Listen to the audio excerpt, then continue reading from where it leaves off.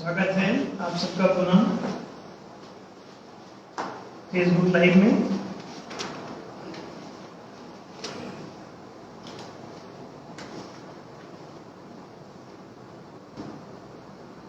न्याय सभा का ये न्याय स्थापना अभियान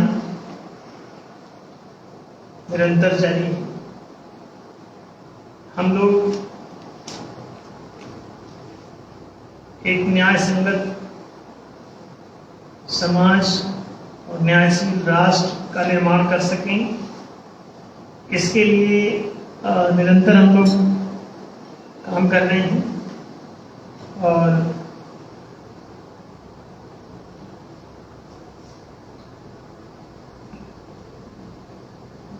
सामाजिक और राजनीतिक दोनों परिप्रेक्ष्य में हम लोग सक्रिय हैं। सभी लोग न्याय प्रचार को जितनी अधिक गति दे सकते हैं निरंतर देते रहें। आप सब जानते हैं कि ये कार्यक्रम किसी प्रलोभन पर आधारित नहीं है। ये सीधा सीधा कार्यक्रम है, पूरी दुनिया के हित का है। केवल किसी एक देश की बात नहीं है कि एक देश या किसी एक पर्टिकुलर संप्रदाय या किसी समूह या किसी संगठन के हितों की बात नहीं है, बल्कि ये सार्वभौमिक हितों की बात है। न्याय पूरी मानवता का जीवन मूल्य है, जीवन का आदर्श है। न्याय एक ऐसा सिद्धांत है जो मनुष्य की मनुष्यता, राष्ट्र की राष्ट्रीयता, संविधान की संवैधानिकता, समाज की सामाजिकता, मानव की मानवता, ह्यूमन की ह्यूमैनिटी, इन सभी को सुरक्षित रखने में समर्थ है। न्याय एक बहुत बड़ा सिद्धांत है। उसे उसकी पूरी व्यापकता में जैसे जैसे लोग समझेंगे तो इतना महान आदर्श है सारी मानवता के लिए। पूरी सार्वभौमिक मानव जाति जो है, ये सबके न्यायोचित हित इसी सिद्धांत से सुरक्षित रह सकते हैं। कोई भी संविधान यदि न्याय के सिद्धांत पर आधारित है तो आप समझ लीजिए कि वो संविधान पूरी तरह से बहुमत हासिल करेगा। जनहित सुरक्षित हो, इसी के लिए राष्ट्र की परिकल्पना हुई। राष्ट्र एक संविधान पर आधारित, एक सिस्टम पर आधारित है।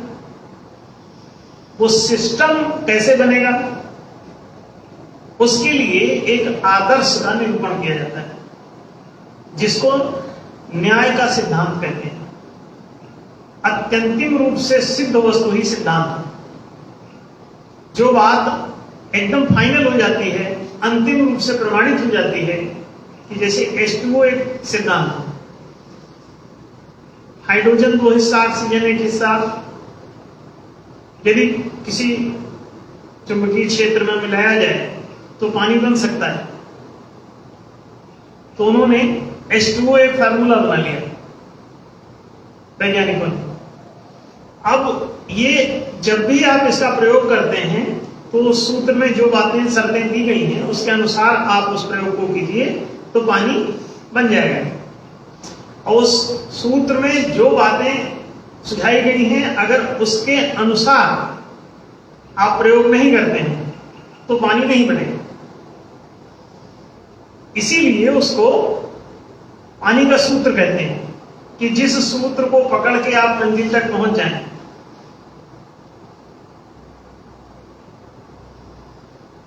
जिस फार्मूले को लेकर आप पानी के अंतिम रूप से निर्मित होने की स्थिति तक पहुंच जाएं, वो सूत्र बन गया। अब आप उसे पकड़िए और सावधानी पूर्वक बढ़ते चले जाइए, उसके नियमों शर्तों को स्वीकार करते हुए, मानते हुए, तदनुकूल आचरण करते हुए, और आप देखेंगे कि पानी बन गया। उसी तरह से न्याय एक सिद्धांत है जो आपके समुचित हिताधिकारों को प्रतिष्ठित करता है। मानवीय हितों की रक्षा के लिए ही न्याय के समादर्श की खोज हुई, न्याय के सिद्धांत की खोज हुई। अब इस सिद्धांत को एक आप आदर्श के रूप में स्वीकार करिए और उसके अनुसार ही नियम बनाइए, नीतियां बनाइए, निर्णय कीजिए न्यायालय में। मानवीय हित सुरक्षित, यदि उसका उल्लंघन किया गया तब निश्चित रूप से यह दिक्कत आएगी। अगर सही मायने में उस सिद्धांत को स्वीकार करते हैं और उसका पालन करते हैं तो कभी अहित नहीं होगा किसी का। आज लगभग 95% से 99% तक लोग अपना अहित होता हुआ देखें। इसका मतलब न्याय के समादर्श का पालन नहीं किया गया है। न्यायालय तो बना लिया गया है लेकिन उसके आदर्श के रूप में न्याय का सिद्धांत नहीं लागू हुआ।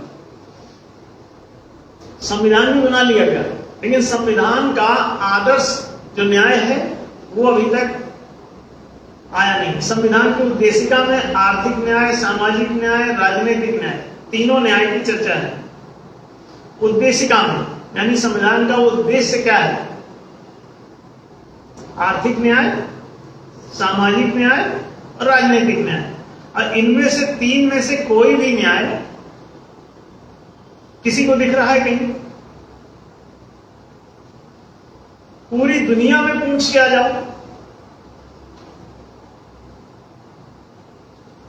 अधिकांश लोग खारिज कर देंगे कि वास्तव में ये न्याय ना आर्थिक न्याय दिख रहा है, ना सामाजिक न्याय दिख रहा है, ना राजनीतिक न्याय दिख रहा है। तो जब न्याय है ही नहीं, इसका मतलब न्याय के सिद्धांत को किनारे करके ही संविधान चल रहा है, संविधान बन रहा है, संविधान बिगड़ रहा है, रोज नए नए विधेयक पारित हो रहे हैं उसमें, लेकिन न्याय के सिद्धांत पर आधारित एक भी नहीं। फिर न्यायालय भी चल रहे हैं, न्यायालय में न्याय के फैसले भी हो रहे हैं, लेकिन न्यायालय खुद ही न्याय के सिद्धांत पर आधारित नहीं है। न्यायालय किस सिद्धांत का पालन करता है आप न्यायालय से पूछ लीजिए, विधायिका से पूछ लीजिए। विधायिका, मंत्रिका और न्यायिका, यानी विधानमंडल, मंत्रिमंडल और न्यायालय, तीन ये स्तंभ हैं शासन के। तीनों स्तंभों से पूछिए कि आपने किसको आदर्श मान करके अपना ये खंभा खड़ा किया हुआ है। न्याय के आदर्श को अगर नहीं मानते हैं तो इसका मतलब न्याय करेंगे कैसे? न्यायालय ही अगर न्याय के आदर्श को नहीं मानता तो फिर वो फैसले जो भी करेगा वो क्या न्याय संगत होंगे? नहीं। इसीलिए समाज में न्याय के लिए लोग दर दर ठोकर खा रहे हैं। सभी अपने अपने हितों के लिए संघर्ष कर रहे हैं। न्यायालय किसी को भी न्याय नहीं दे पा रहा है। संविधान में ही न्याय संगत कोई विधेयक नहीं बनाया हुआ है। न्याय माने होता है समान और उचित अधिकारों का निर्णय। अब इस पर विचार करके देखिए कि किसी का क्या समान और उचित रूप से लोगों को कोई भी अधिकार प्राप्त है?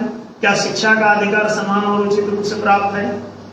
अगर समान और उचित रूप से प्राप्त है तो आज अपने देश में अधिकांश नागरिक अनपढ़ कैसे हैं? 70 साल आजादी के हो गए। ये तो पहले साल में ही सबको शिक्षा का समान रूप से अधिकार मिल गया होता, लेकिन नहीं है। शिक्षा इस तरह से इंप्लीमेंट की गई है कि वो घुमा फिरा के 1 से 5% के बीच में सीमित रहे। मास्टर डिग्री तक जाने वालों की संख्या अभी भी 1 से 1.5% है। इसका मतलब शिक्षित होने वालों की संख्या आज भी वही 1 से 5% के भीतर ही है। बाकी को कहते हैं साक्षर। साक्षर माने कि अक्षर पहचान लेते हैं, का से कबूतर है।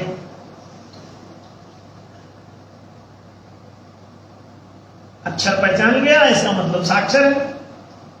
का पहचान लिए या ए फॉर एप्पल पहचान गए होंगे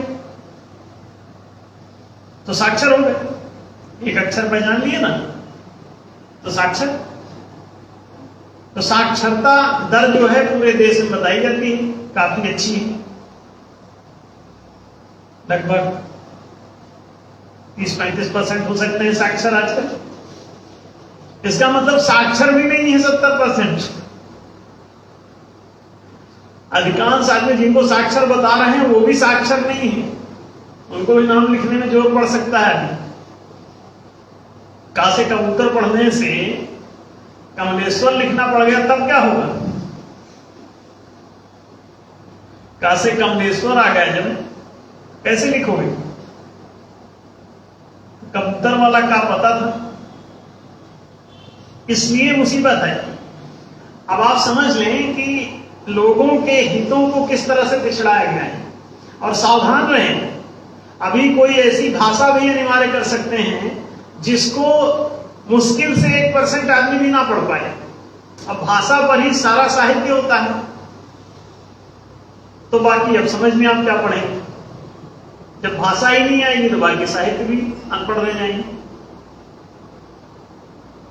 बहुत सोची समझी गणित, अंग्रेजी को टफ करते चले गए, चाइनीज को टफ करते चले गए, जापानी को टफ करते चले गए, संस्कृत को टफ करते चले गए, हर भाषा को कठिन से कठिन बनाते चले गए।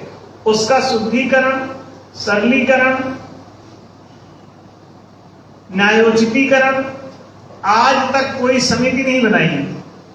कभी नहीं सुनोगे कि अपभ्रष्ट भाषाओं के शुद्ध रूप में या सरल रूप में, क्लिष्ट भाषाओं को सरल रूप में लिखने पढ़ने के लिए कोई समिति बनाई गई आज तक नहीं। क्यों?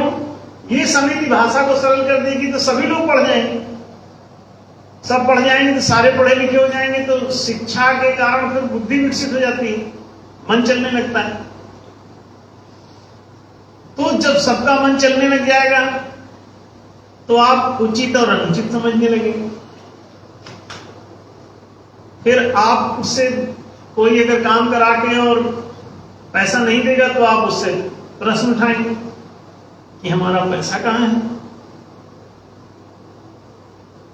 दिन भर काम कराने के बाद अगर पैसा नहीं दोगे तो अब गुलाम को कोई पैसा देता है क्या? पैसा ही दे दे तो गुलाम कैसे? अगर किसी ने 100 रुपए का काम किया, 100 आपने दे दिया, 500 का काम किया, 500 दे दिया, 1000 का काम किया, 1000 दे दिया, तो गुलामी कहां बची? आज की डेट पे एवरेज जो वर्किंग है, प्रत्येक श्रमिक की जो उत्पादकता है वो 5000 से नीचे नहीं है।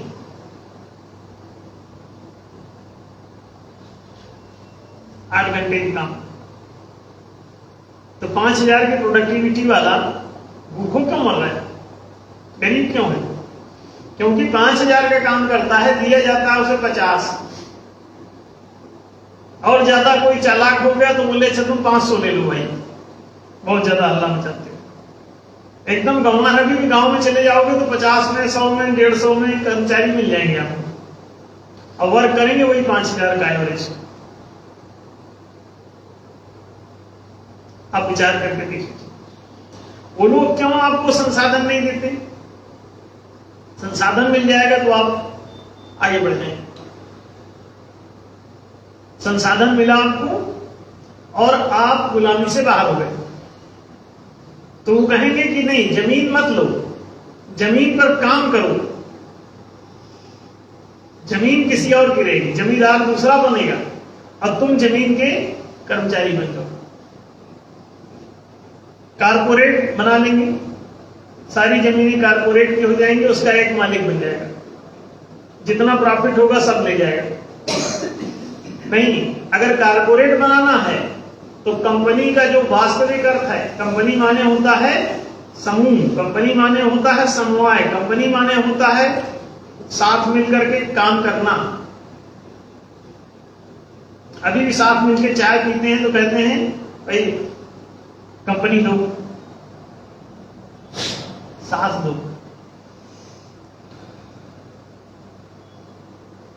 बात साफ है कि अगर कारपोरेट बनाना है, कंपनी बनाना है, तो उसमें जितने भी लोग होंगे सब साथ मिलकर काम करने वाले माने जाएंगे और सब के सब कंपनी के मालिक होंगे। अब कर लो, सबको नियम नीति निर्णय कंपनी के पारित खारिज करने का वोटिंग पावर होगा। इससे क्या होगा? इसीलिए वो लोग सहकारिता को दबाते चले जा रहे हैं। सहकारिता के हाथ पांव इतने कस दिए गए हैं कि आप उसमें कोई काम नहीं कर सकते। प्राइवेट कंपनी को इतना खुला वातावरण है कि आप उसमें सारे काम कर सकते हैं। अब प्राइवेट कंपनी बनाइए और अकेला जो कि उसमें मालिक बन जाता है। सहकारिता में चाहे जितने शेयर खरीदिए, वोट एक रहता है। कंपनी में जितने शेयर उतने वोट एक ही आदमी के पास। अब बन जाएगी ना मोनोपोली। ये सिस्टम अडॉप्ट किया। कंपनी नाम मात्र है, वो कंपनी नहीं है, वो पर्सन ही है। उसमें कंपनी जैसा कुछ भी नहीं, किसी भी कंपनी में कंपनी जैसा कुछ नहीं। सब में मोनोपोली है पर्सन की, तो कंपनी नहीं है, वो पर्सन ही है। Private limited. तो आप समझ सकते हैं कि वो आपको संसाधन इसीलिए नहीं देते ताकि आप नौकर बन सकें और आपको 5,000 का काम करें। अगर संसाधन के मालिक, खेती के मालिक आप हों तो 5,000 का आपने प्रोडक्ट दिया तो 5,000 घर चला जाएगा। लेकिन जमीन का मालिक कोई और बना दिया जाए और आप उस पर काम करें तो 5,000 का प्रोडक्ट होगा, अब आपको 50 देगा। आप समझ रहे हैं इस रहस्य को? जी। इसलिए बहुत आराम से लोगों को गुलाम बनाए रखा जा सकता है। ऐसी कार्य योजना उन्होंने क्रियान्वित कर रखी। उससे बचने का एक ही तरीका है कि आप मालिक बनो। मालिक बनोगे तो आपको देश का भी मालिक बनने का मौका मिल जाएगा। लोकतंत्र माने, तंत्र माने शासन, और लोक माने जनता का, माने जनता ही मालिक होगी। जो मालिक होता है शासन उसी का चलता है। तो लोकतंत्र है तो लोक माने अगर सार्वजनिक है, पब्लिक है, तो ये पब्लिकोक्रेसी हो जाएगी। अगर आपको मालिक बना दिया जाए शासन का, अभी आप जो लोकतंत्र में वोट देते हैं किसको देते हैं? शासन को देते हैं या शासक को देते हैं? आप व्यवस्था चुनते हैं या सत्ता चुनते हैं? सत्ताधीश चुन रहे हैं। व्यवस्था के नियम नीति निर्णय पर आपको वोट देने का अधिकार नहीं है। इसका मतलब शासन तो यही है, तो शासन तो उनका हो गया, सत्ताधीशों का आपका हाथ तो फिर से खाली के खाली रहेगा। इसलिए आप बेदखल हो जाएंगे बाहर से। इसे समझना होगा। न्याय के सिद्धांत पर आधारित आपका लोकतंत्र भी नहीं है, वास्तविक लोकतंत्र आया नहीं है। झूठा लोकतंत्र अल्लाह गुल्ला मचा के और उन्होंने प्रचारित कर दिया। लोकतंत्र में राजतंत्र ही पूरी तरह प्रतिष्ठित है और जनता आज तक नहीं समझ पाई लोकतंत्र है ही नहीं इसमें। ये समझना होगा कि गलती कहां हो रही है। सभी ऊपर के लोग आपको दारू पिला के, आपको 500-500 का नोट बांट के, आपको हिंदू का कार्ड बता के, मुस्लिम का कार्ड बता के, सिखवाद बता के, अकाली का नाम लेके कोई मुगल नाम लेके, कोई हिंदू नाम लेके, कोई राम का जयकारा लगा के, कोई श्याम का जयकारा लगा के, कोई मोहम्मद का जयकारा लगा के, और बड़े आराम से आपके भीतर बैठी हुई आस्था को अपनी तरफ डाइवर्ट कर लेता है। अब आप उसको वोट दे डालते हैं, किसको? सत्ता को। अब वो सत्ताधीश बन जाता है और सत्ताधीश के हाथ में ही नियम नीति निर्णय पारित करने का अधिकार वो अपने हाथ में रखे हुए। तंत्र उसके हाथ में है, वो बता दिया कि आप देखो, आप वोट देते हो ना, आप भी समझ गए कि हाँ वोट तो दिया था भाई, लेकिन वोट तो उसके लिए दिया था, सत्ता के लिए, और सत्ता के हाथ में ही व्यवस्था चली गई। तो लोक व्यवस्था कहां से है? तंत्र माने व्यवस्था, तो लोकतंत्र कहां हुआ है? व्यवस्था तो फिर उसी ने हथियार दिया आपसे वोट लेके। इसका मतलब देखिए कितना ये षड्यंत्र रहता है, अब कितना जाल कपट बुना हुआ है इसमें, आम जनता समझ ही नहीं पाती। इसे आपको समझना पड़ेगा। इसीलिए न्याय धर्म सभा ने कि नेता चुनना, नेता हटाना, मंत्री चुनना, मंत्री हटाना, जज चुनना, जज हटाना, ये हो गया एक तरफ का बात, 6 मताधिकार। दूसरा है नियम पारित, नियम खारिज, नीति पारित, नीति खारिज, निर्णय पारित, निर्णय खारिज। अब देखिए ये हो गया व्यवस्था का। तो शासन सत्ता और शासन व्यवस्था, नियम नीति निर्णय। शासन सत्ता उधर है, विधायिका मंत्री का न्याय, और शासन व्यवस्था इधर, विधायक मंत्री न्यायाधीश एक, नेता मंत्री जज आप चुन रहे। व्यवस्था उन्हीं के हाथ में है, इसका मतलब लोकतंत्र नहीं है। तो ऐसा कोई विधायक, ऐसा कोई मंत्री, ऐसा कोई जज जो आपके विरुद्ध है, आपके विरुद्ध नियम बना रहा है, आपके विरुद्ध नीतियां बना रहा है, आपके विरुद्ध निर्णय दे रहा है, वो भला आपके हितों की रक्षा कैसे करेगा? तो राष्ट्र जो है ये तो राष्ट्र हो जाएगा।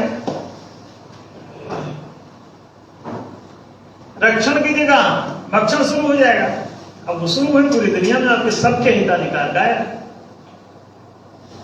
ना आपको शिक्षा प्राप्त है, ना आपको रोजगार प्राप्त है, ना आपको आवासीय सुविधा प्राप्त है, ना आपको संरक्षण प्राप्त है। कभी भी बुलडोजर आ सकता है, कभी भी आपकी जमीनें छीनी जा सकती हैं। अब पार्टी कौन सी है ऐसा मत समझना कि वो पार्टियां जो है अलग अलग हैं, उनकी अलग अलग नीतियां हैं, ऐसा नहीं। सभी पार्टियों की नीतियां एक ही रहती हैं। राजतांत्रिक सब एक ही खोपड़ी के होते हैं।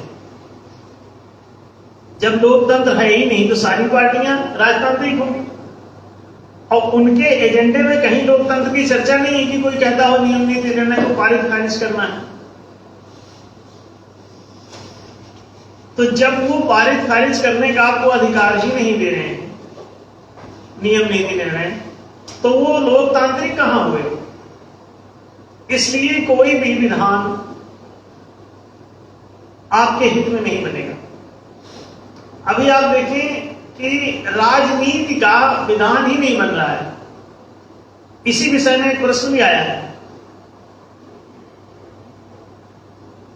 वहां पर आपके हितों की रक्षा नीति का विधान नहीं, आपके लिए दंड विधान आता है। प्रजा को दंडित करने के दंड विधान पारित। इसी विषय में प्रश्न आया है कि वर्तमान सामाजिक एवं राष्ट्रीय व्यवस्थाओं का आधार दंड विधान है। क्या दंड विधान न्याय संगत है? कृपया मार्गदर्शन करें।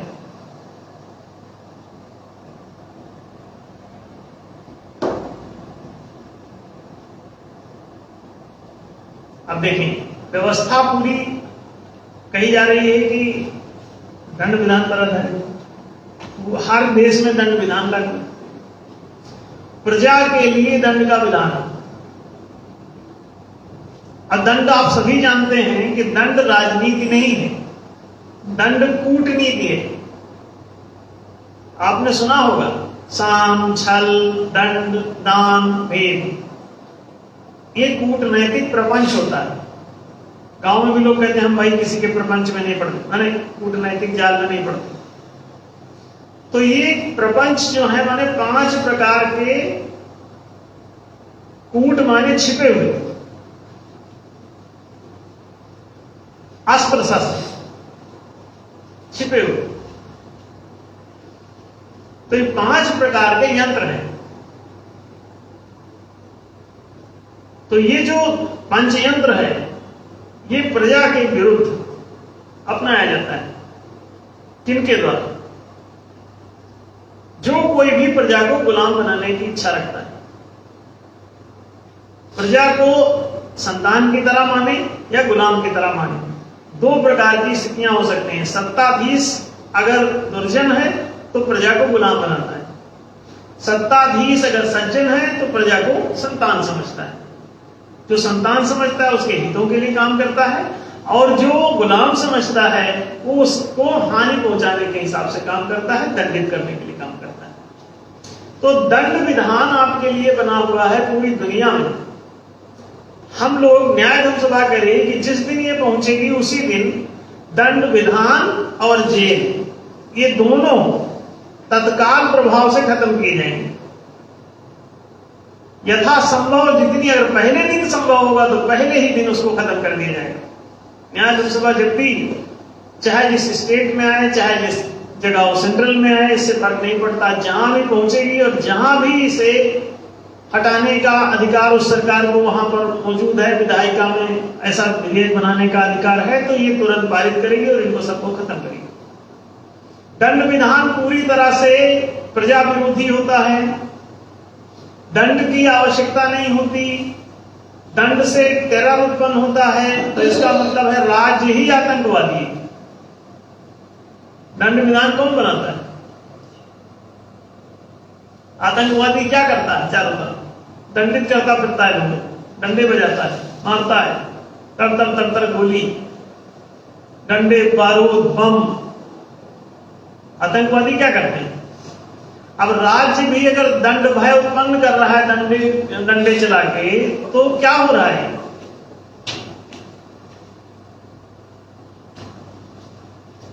इसका मतलब ये टेरर पर आधारित दुनिया चल रही।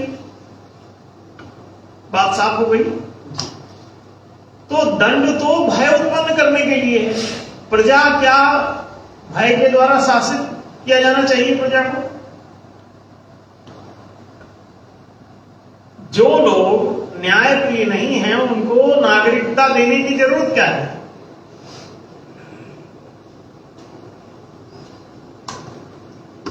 जब वो न्यायप्रिय नहीं है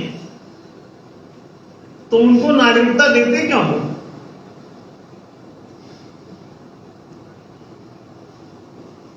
जो भी अपराध कर रहा है इसका मतलब है उसे न्याय पसंद नहीं है। तो पहले ही पूछ लो कि आपको न्याय पसंद है कि नहीं। न्याय प्रिय है तो आप नागरिक, आप लिख के दो कि आपको न्याय पसंद है, न्याय के अनुसार चलोगे, और जिस दिन में उल्लंघन करोगे उस दिन आपकी नागरिकता खत्म हो जाएगी। सजा नहीं, सजा देने की जरूरत नहीं, दंड देने की जरूरत नहीं है, उसकी नागरिकता को आप खत्म कर दीजिए, क्योंकि अब वो इसका मतलब है नियम उसको स्वीकार नहीं न्याय के।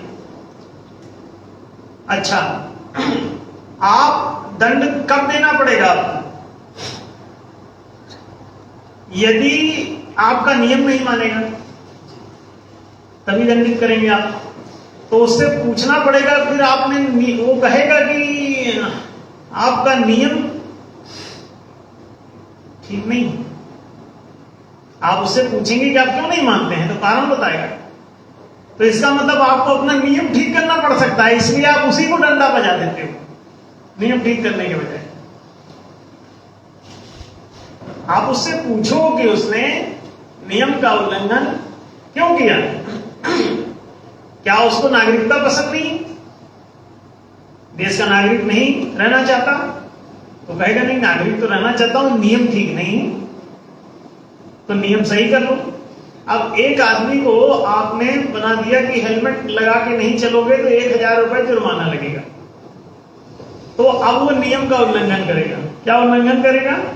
कि बिना रसीद कटवाएगा और वहां से भागने की कोशिश करेगा, फिर पुलिस दौड़ा के उसको पकड़ेगी और उसके ऊपर दंड की कार्यवाही करेगी। ऐसा ही होता है ना।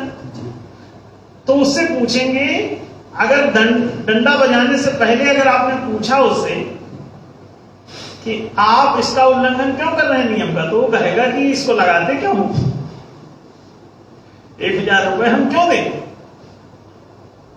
अरे भाई, सिर फूटेगा तो उसका पर्सनल फूटेगा, तुम 1000 रुपए क्यों मांग रहे हो,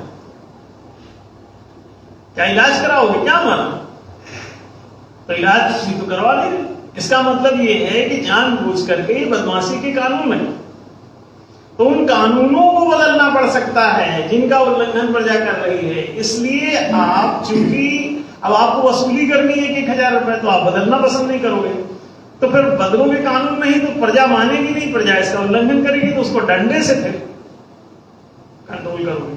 तो दंड विधान क्यों आता है? जब आप गलत कानून बनाते हो और प्रजा उसका पालन नहीं करती है, तब आप उसे दंडित करते हो। ऐसा है ना। दो ही चीज है पालन में करने की, या तो वो उसको न्याय पसंद नहीं है, जैसे बाएं चलना एक न्याय संगत बात है, क्योंकि सभी लोग अगर दाएं बाएं इधर उधर करेंगे तो उधर से आने वाला टकरा जाएगा। तो एक ही तरीका है कि आप बाएं चलिए, तो जिनका अब वहां जो बाएं नहीं चल रहा है, इसका मतलब उसको न्याय पसंद नहीं है, तो आप उसकी नागरिकता खत्म करिए, डंडा क्यों बजा रहे हैं। आप उसको पकड़िए कि भाई आप किनारे आ जाइए, इसका मतलब आप नागरिक की तरह से सभ्य ढंग से नहीं चलना चाहते। इसमें आपको हानि तो है नहीं, उससे पूछो क्या हानि है आपको बाएं चलने, तो कहेगा कुछ नहीं, तो फिर दाएं क्यों उसे एक्सीडेंट करने के लिए, इसका मतलब तुम्हारा इरादा नहीं, तो तुम्हारी नागरिकता सभ्य देश में तुमको पसंद नहीं। और जैसे ही नागरिकता उसकी खत्म करोगे, या तो वो तुरंत सरेंडर कर देगा कि नहीं आज के बाद हम बिल्कुल मानेंगे, और दोबारा फिर अगर दाएं चलता पकड़ा जाए तो आप नागरिकता खत्म ही कर दो। नागरिक खत्म मतलब ये है अब आप जाइए जंगल में रहिए, बस्ती में नहीं रह सकते। आपका आधार कार्ड कैंसिल, आपका वोटिंग कार्ड कैंसिल, आपकी सारी मार्कशीटें कैंसिल, आपके सारे टिकट सब कैंसिल, ठीक है, आपकी रजिस्ट्री सब कैंसिल, नागरिकता माने सब कैंसिल, कागज तो कितने कागज, सारी डिग्री कैंसिल, करोगे क्या? अपने आप नागरिक बन जाओगे अगर अपराधी नहीं। इसका मतलब यह है कि नागरिक वास्तव में कोई जो ये सब सही गलत समझता है, पशु नहीं है, वो इसका पालन करेगा, बशर्ते कि विधान न्याय संगत हो, सब पालन हो। और दंड देने की जरूरत नहीं, जो नहीं मानता है तो जबरन क्यों मनवाना चाहते हो, उसको कह दो ठीक है आप जंगल में रहो, जंगल में बंदर कहाँ कानून पालन कर, बंदर कोई कहता है बाएं चलेंगे, आज तक कोई सड़क पे बाएं चल रहा बंदर, वो कहीं से भी निकलता है, देखा आपने। इसका मतलब यह है कि उसको नागरिकता सरकार इसीलिए नहीं देती क्योंकि वो सड़क पे बाएं नहीं चलेगा, बल्कि उसकी पूंछ में आग लगा दोगे तो लंका जरूर फूंक देगा, इसीलिए उसको नागरिक बनाने की जरूरत नहीं है। बात साफ है कि दंड विधान की जरूरत नागरिक के लिए नहीं होती। दंड विधान कूटनीति है, राजनीति नहीं। तो राजनैतिक जो नियम है वो सब न्याय संगत होते हैं, वो दंड संगत नहीं होते। न्याय संगत माने जनता के समान हितों के रक्षक होते हैं, वो सभी को प्रिय होते हैं। दंड किसी को प्रिय नहीं, चाहे इससे पूछो। हाँ, जो दे रहा होगा दंड उसको जरूर प्रिय है, लेकिन कहा जाए कि डंडे तुम्हारे ऊपर ही बजेंगे तो कहेगा ना फिर ठीक नहीं है, इनको हटाओ। जब लालू यादव जेल गए उसी प्रक्रिया में, तो न्याय रैली निकाले उनके। अब न्याय रैली की क्या जरूरत है? इसका मतलब यह है कि जब खुद फंसते हो तब न्याय की मांग सूझती है, जब तक नहीं फंसोगे तब तक उसी नियम को चलाओ, वही वाली जेल। अब उस जेल से बाहर आने के लिए कैसे बेचैन है? जिसका उद्घाटन किए थे उसे बंद है। अब इसे समझें आप, दिक्कत कहां है? जेल की जरूरत नहीं है। लालू, अगर हमारा ये नियम लागू होता तो लालू यादव जेल में नहीं होते, कृष्ण भगवान जेल में नहीं होते, गांधी जी जेल में नहीं होते, सरदार भगत सिंह जेल में नहीं होते, सुखराज जेल में नहीं होते, जीसस जेल में नहीं होते। यदि जेल गलत है, आप अपने नागरिक को जेल क्यों? क्या आप नागरिक को अपने संतान की तरह नहीं मानते कि उसके लिए जेल करते हो? क्या सभी लोगों ने अपने अपने घर में एक छोटी छोटी जेल बना रखी है? हर माँ बाप ने अपने बच्चों के लिए बना रखी है, क्योंकि वो उनकी निकट संतान ही है, इसीलिए नहीं बना रहे हैं। तो वो लोग, इसका मतलब प्रजा को पुत्र की भांति पालन नहीं करते। जो राजा अपनी प्रजा का पालन पुत्रवत नहीं करता, वो शत्रुवत करता है। या तो पुत्र मानोगे या शत्रु मानोगे। तो शत्रुवत मानने वाला ही ये नाटक करता है, जेल का और दंड का। न्यायालय दंड विधान के तहत काम कर रहा है तो दंड ही देगा। ये तो तय विधान ही आपने दंड का बना रखा है। ये संविधान में जब आपने दंड विधान बना रखा है तो न्यायालय तो संविधान के अनुसार ही लेगा ना फैसले। तो दंड दंड दंड देता चला जा रहा है न्यायालय। दंड की प्रजा को जरूरत नहीं है। कूटनीति शत्रु नियंत्रण के लिए है, प्रजा नियंत्रण के लिए नहीं है। शत्रु माने कौन? जो बाहर से कोई आक्रमण करे देश पर, उसको कैसे कंट्रोल करना है, क्योंकि वो नियम कानून तो आपके देश का मान नहीं रहा है। तो कहीं भी बम फोड़ रहा है रूस यूक्रेन में, तो उसको कैसे कंट्रोल करना, उसके लिए यूक्रेन के पास कूटनीति होनी चाहिए। लेकिन अपनी जनता के लिए कूटनीति इस्तेमाल कर रहा था यूक्रेन। अब बाहर से जब शत्रु आया तो कूटनीति तो अपने यहां लागू है, उसके खिलाफ क्या करें? और जिनके खिलाफ कूटनीति चला रहे थे वो लोग सब उसके पक्ष में भी नहीं। जनता से पूछा जाए कि तुम किधर हो, अगर सारी जनता ये कह दे कि रूस अगर तुम जीत भी जाओगे तब भी हम तुम्हारे साथ नहीं होंगे, तो रूस कहेगा फिर जीतने से क्या फायदा है। जनता अगर एक स्वर से कह दे कि रूस अगर जीत जाएगा तो भी हम रूस के साथ नहीं रहेंगे, रूस की आज्ञा का पालन नहीं, पुतिन की आज्ञा। पुतिन कहां, वो रूस कहां है? वहां पुतिन ही है। रूस थोड़ी ना आक्रमण किया है, पुतिन ने आक्रमण किया है। और अभी एक जो टेस्ला कंपनी का जो मालिक है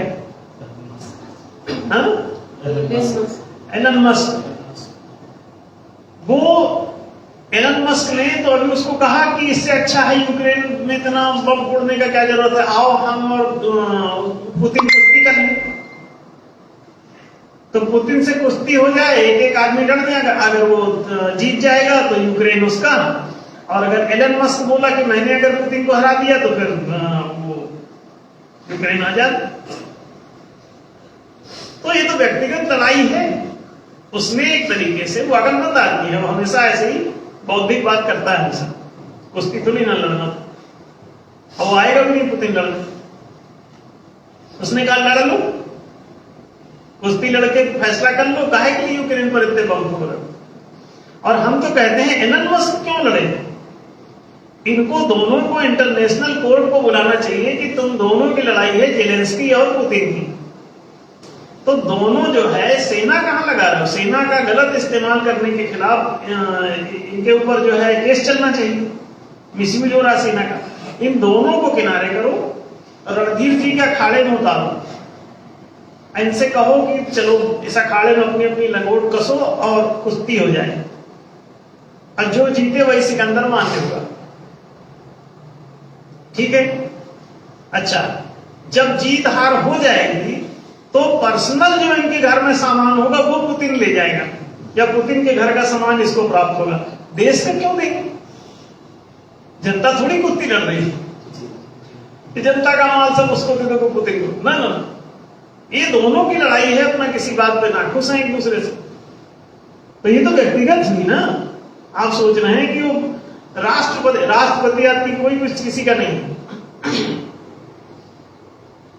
कोई किसी देश का राष्ट्रपति, सब फर्जी बातें हैं, वो सब अपने अपने घर के पति हैं। राष्ट्र का तो बोध ही नहीं हो। राष्ट्र के पति हो जाए तो फिर दिक्कत ही क्या है? अपनी प्रजा को सताना छोड़ देंगे। अब पड़ोसी की प्रजा भी मानी जाती है कि अपनी ही प्रजा है। पड़ोसी के साथ संबंध आपके कैसे रहते हैं कि होली होती है तो आप टीका नहीं लगा देते, उसको ईद होती है तो आप मिलने नहीं पहुंच जाते ईदी बांटने। काहे बांटे? इसका मतलब पड़ोस वाले को भी गन्ना बांट रहे हो, पड़ोस वाली को लड्डू बांट रहे हो, इसका मतलब अपने ही बच्चे समझ रहे हो। तो पड़ोस के जो नागरिक हैं, प्रजा है, वो भी अपने ही संतान की भांति मान रहे हैं। उनका कोई बदमाश उनको गुलाम बनाया है तो उसकी तबीयत जरूर सही करो। तो ये बातें जब आप समझ जाएंगे, दंड विधान किसी भी देश के लिए प्रशस्त नहीं है उसकी प्रजा के विरुद्ध। और दंड विधान किस पर चल रहा है आप देख के बताओ, पूरा इतिहास बताओ। जीसस को दंडित किया, सुकरात को दंडित किया, ये सब उनके नागरिक थे कि नहीं थे? अपनी प्रजा को ये मार रहे थे या नहीं मार रहे थे कोर्ट लोग? इसी से आपका अनुमान लग जाएगा कि ये प्रजा विरोधी कानून बनाए हुए। दंड विधान शत्रु नियंत्रण के लिए है, प्रजा नियंत्रण के लिए नहीं। इसलिए दंड विधान तत्काल प्रभाव से, और हम ये लाइव चैनल के माध्यम से, लाइव ये फेसबुक के माध्यम से ये बात बोल रहे हैं कि, और सरकारों से अपील कर रहे हैं, भारत सरकार ही नहीं पूरी दुनिया की सरकारों से अपील कर रहे हैं कि जल्दी से जल्दी अपने अपने दंड विधान समाप्त करो और जेलों को तत्काल प्रभाव से बंद करो। जेल में जितने भी कैदी बंद किए हो उसी दिन उनका फैसला करो, क्या बात है उसको देखो, सबूत नहीं मिल रहा है तो छोड़ो उनको। कहा 40-40 साल से लोग बंद हैं, बाद में पता चलता है निर्दोष, उसकी तो अपनी जिंदगी खराब कर। फिर उसको सजा में रखे हो, सजा में कहां है? उसको तो बैठा के आप खाना दे रहे, पानी दे रहे, कपड़ा दे रहे, सजा कहां है?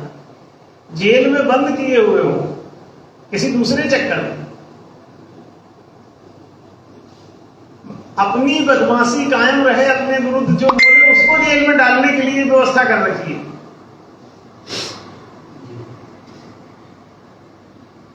अपराध किसी ने किया है, इसका मतलब वो नागरिक होना उसे पसंद नहीं है, तो नागरिकता उसे खत्म करो।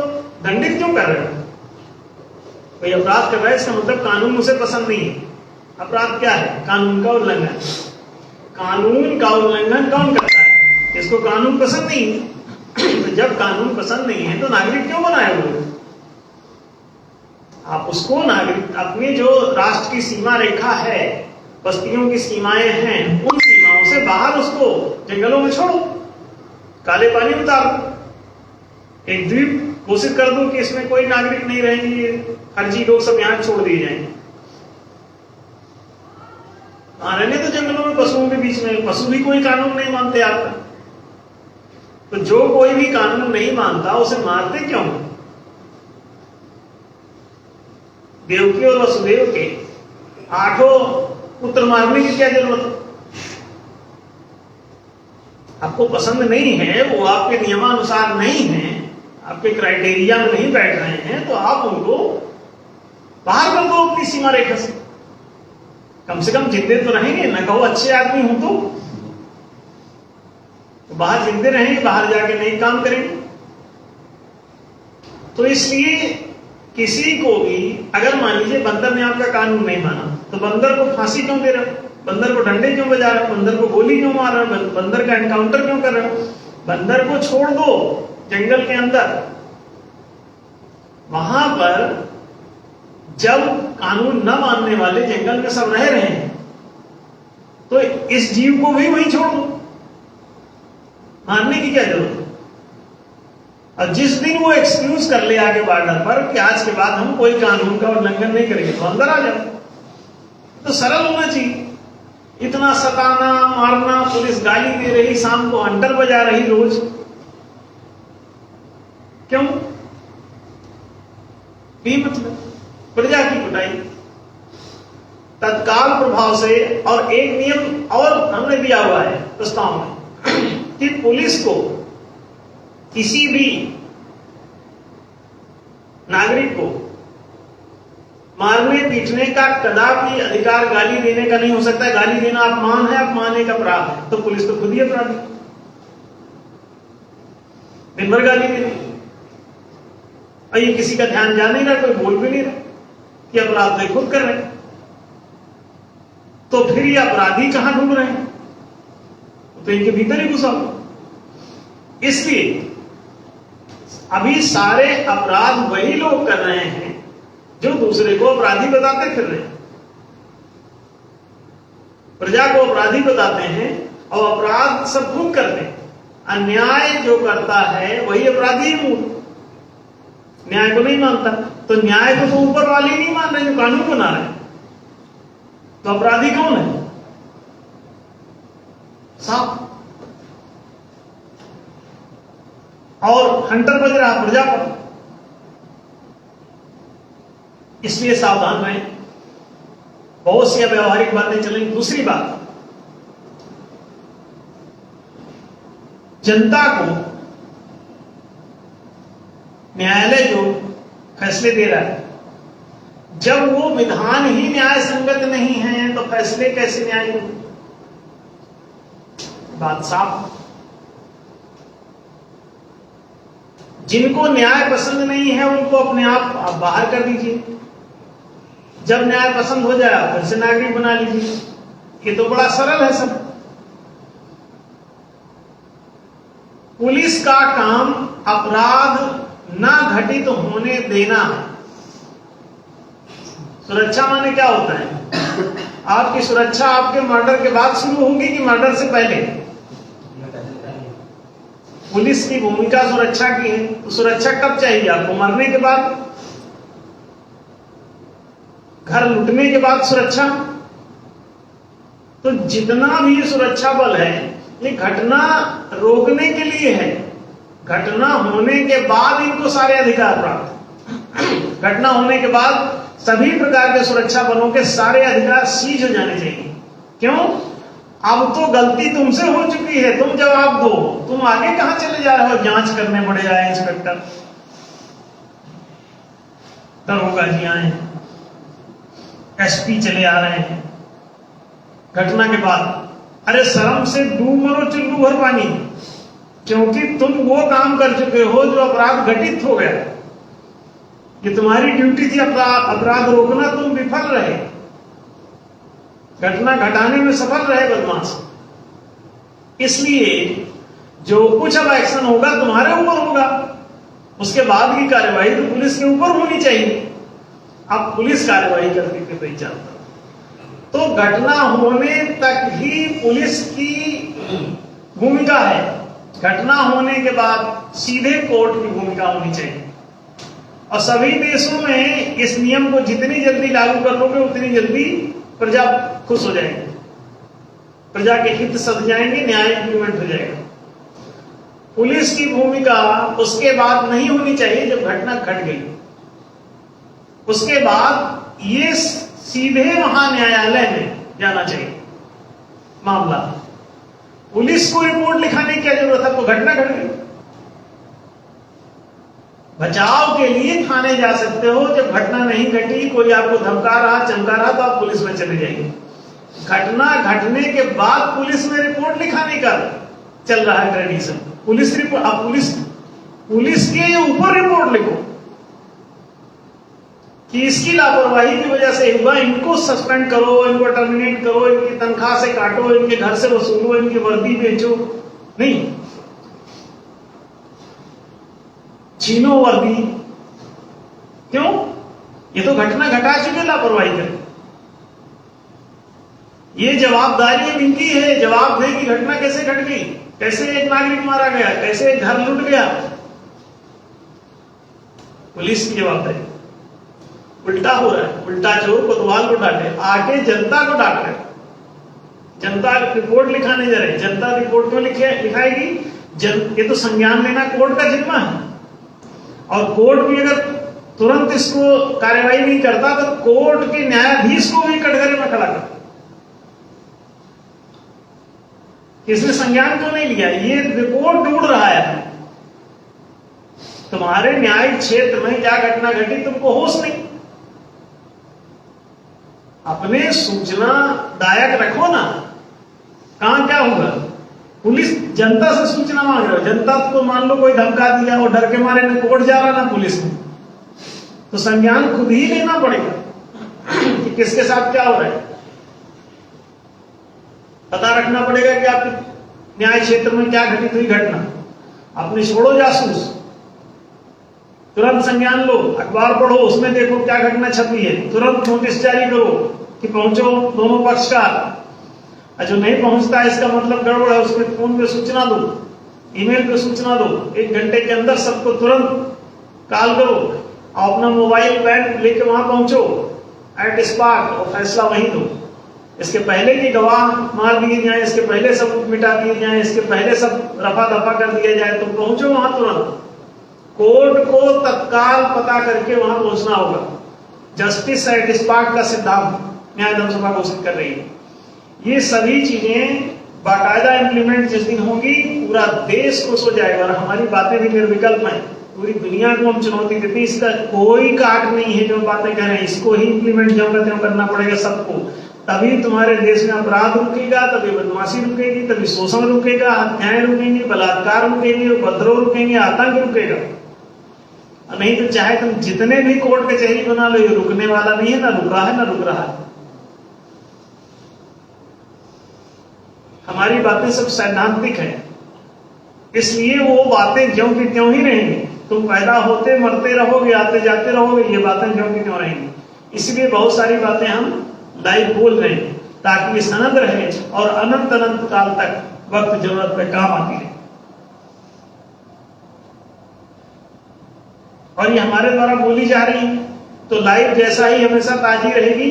अब ये लाखों और करोड़ों साल तक ऐसा लगेगा कि हम अभी यहीं बैठे, इसलिए अब ये बातें सब शाश्वत हो जाएंगी और सबको पता रहेंगी। और ये सब बातें सुनने के बाद भला कौन प्रजा होगी जो इसके विरुद्ध तुमसे कोई काम तुमको करने देगी।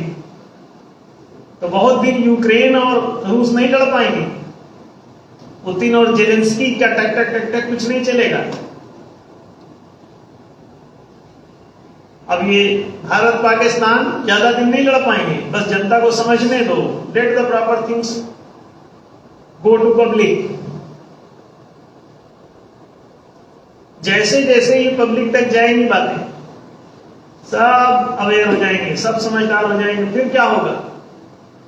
जनता जब अवेयर है तो आप उसको मूर्ख बना के वोट नहीं ले सकते। और शिक्षा की चिंता मत करो, इन्होंने षड्यंत्र पूर्वक जानबूझकर आपको अनपढ़ रखा है। अब आप अनपढ़ नहीं रह जाओगे। कैसे? ऑनलाइन एजुकेशन, ये सब विज्ञान का आविष्कार अब किसी की हैसियत नहीं जो खत्म कर दे इसको वापस। चाहे जितना बड़ा तोपचंद हो, विज्ञान के आविष्कारों को समाप्त करना संभव नहीं रहता। तो ये सब खुल गया है, खुल गया है तो ये सब टेलीविजन भी चलाओगे, ऑनलाइन सब सिस्टम चलेगा ही, ऑनलाइन सब पीडीएफ बनी जाएगा पुस्तकों का। कैसे बचोगे? बहुत सारे लोग जो है कहेंगे, सेठ लोग जो है सब कैप्चर कर लेंगे, किसी को पढ़ने न देंगे। अरे कई सारे उदारवादी हैं जो कहेंगे हमारा लिखा हुआ फ्री में पढ़ो। हमारे जैसे बहुत सारे लोग जो तमाम आपको मुफ्त में पुस्तकें सुलभ करा देंगे। आप पढ़ पढ़ के विद्वान होते रहिए, अब डरने की जरूरत नहीं है। हम तो कहते हैं कि अब सारी डिग्री हम लोग देने वाले हैं सबको, तो खूब पढ़ो, खूब पढ़ो, हम सबको शिक्षा उपलब्ध करा देंगे।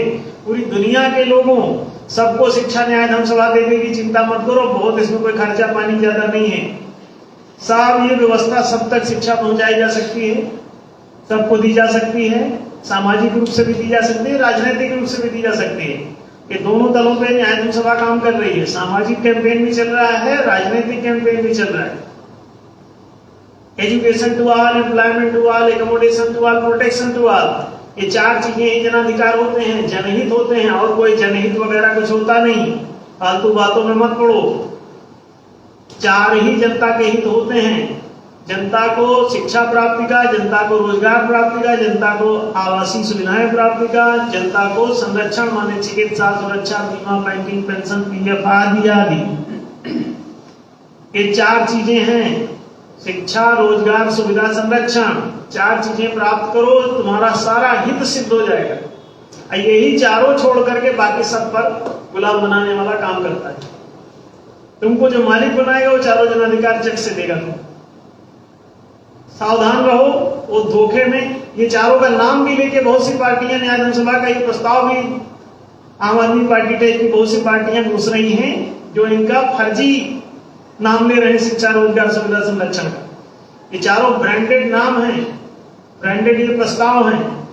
वो लोग अब अपना सब भूल गए। उनका न जन लोकपाल की बात करते हैं, न वो राइट टू रिकॉल की बात करते हैं, न वो मोहल्ला सभा की बात करते हैं, ना उनका कोई स्वराज बचा है, ना ही उनका कोई सिटीजन चार्टर बचा है। उस पर कोई बात नहीं कर रहे। यही सब लेके उद्देश्य जो लिखे रखे हैं अपने संविधान में, उसका कुछ नहीं है। अब न्याय विधानसभा के चारों ही जनाधिकार लिए बैठे और उसी पे बात कर रहे हैं, क्योंकि इसकी पॉपुलैरिटी बढ़ता हुआ देख करके वो गिरगिट जैसा रंग बदल लिए हैं। दूसरी पार्टियां भी बदल रही हैं। भाजपा को भी बदलना पड़ेगा, कांग्रेस को भी बदलना पड़ेगा, यही चार पे बात करना पड़ेगा।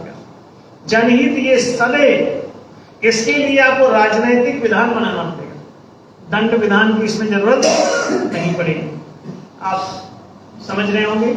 आज का समय चूंकि पूर्ण हो रहा है तो यहीं पर अपनी बात समाप्त करना पड़ेगा। आप सभी लोग इसे ज्यादा से ज्यादा शेयर किया करें, जन जन तक पहुंचाएं और दूर दूर तक जानकारी को जितना पहुंचाएंगे उतना अच्छा होगा। आप सबकी आजादी का एक ही उपाय है, न्याय। और न्याय विधानसभा इस काम को अंजाम दे रही है न्याय स्थापना अभियान के द्वारा। आप सभी का बहुत बहुत धन्यवाद।